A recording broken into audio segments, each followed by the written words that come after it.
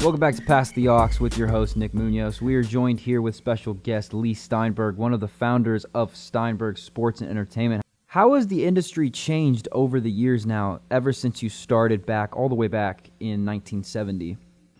Well, it's been the stunning development of the way information is exchanged, and it's the multiple platforms of content supply.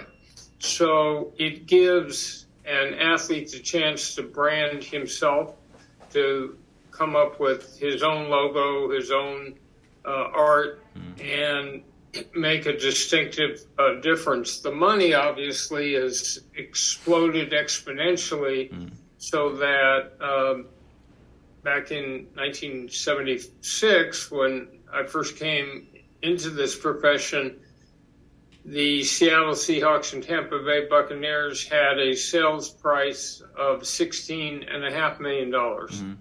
The Washington Commander team is supposed to go for somewhere in the area of $6 billion. So you've got an expansion in stadia, an expansion in television, an expansion in franchise values, and a great expansion in salaries. How do you feel about gaining the credit and being one of the major inspirations for the Jerry Maguire film? So Cameron Crowe, the director and writer, called me up back in 1993 and asked if he could follow me around for a film that would center on a sports agent. So he went with me to the draft, to the league meetings. He went to pro scouting day at USC, and I told him lots of stories. And then I had to vet the script to make sure the willing suspension of disbelief that holds you in a motion picture wasn't broken. And for the last 25 years, wherever I go, out to dinner or in an airport, someone will run up and say, "Show me the money." Show me the money! Congratulations, you're still my agent.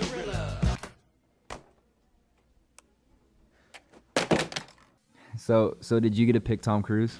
No. He, Cameron picked him. So if you did get to pick who would portray you in the film, who would you pick? Well, there's a number of projects right now that are sort of semi-based on my life, and of course you'd love it to be some young, strapping, handsome person, rather than something else. You represent some of the most well-known athletes currently alive playing the game, such as Patrick Mahomes and Tua Tagovailoa, just to name a few. What does the common man or just the public not truly understand about representing these guys behind the scenes?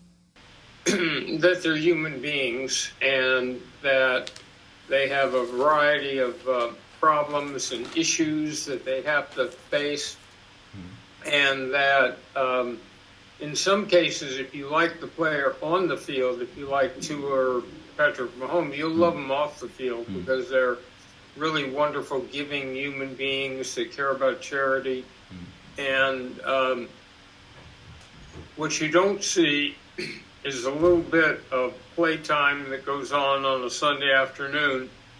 Is only the tip of the iceberg. So they've been preparing for days, for a whole year in some cases, working on playbook, working on training, physically being at their best. So that's the part you don't see. You and your agency has now accumulated over $3 billion worth of contracts. What has been the most difficult contract or just negotiation that you've had so far over your career? Any negotiation with the Cincinnati Bengals was always difficult for me. Mike Brown was from the old school, and so it just happened that I had a string there from 1987, 1992, 1994, 1995, and 1999, where I had their first-round draft pick, and none of them got any easier. How important is building your athletes' philanthropy and philanthropy as a whole to you? I think it's critically important. My dad raised me with two core values. One was treasure relationships, especially family, but the second was to try to make a meaningful difference in the world and help people who couldn't help themselves. So that's where we had the athlete go back to the high school community, set up a scholarship fund, or work with the Boys and Girls Club. Then we moved to the collegiate level, where people like Troy Aikman repaid their scholarship and endowed a new one. And then at the pro level, charitable foundations. And some quick rapid-fire questions here before we send you away, Leigh.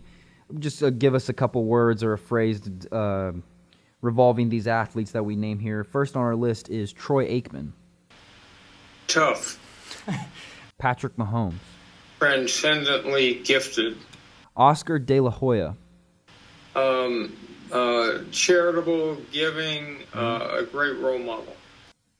And Jerry Jones. Filled with energy and passion, and part of the reason we have the contemporary NFL because of his creativity and vision. What is the favorite game, or what is your favorite game that you have attended? Steve Young was the quarterback of the 49ers. He had been in the shadow of Joe Montana for years.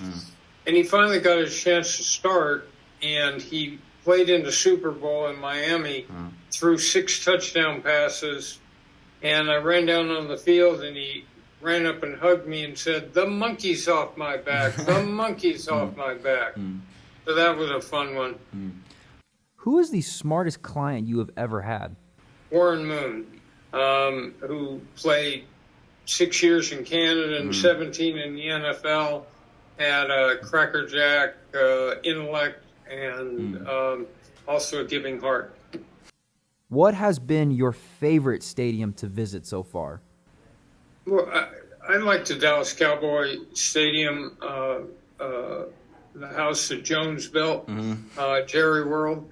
The only problem is sometimes the video on the scoreboard's so big you're tempted to watch it on that instead of watching the field. Yeah. Going back to the Jerry Maguire question before we send you away, what was the most inaccurate part about that film they got on your life? When Cuba Gooding, who plays Rod Tidwell, gets knocked out, and about 3 minutes later he's doing handstands in the end zone.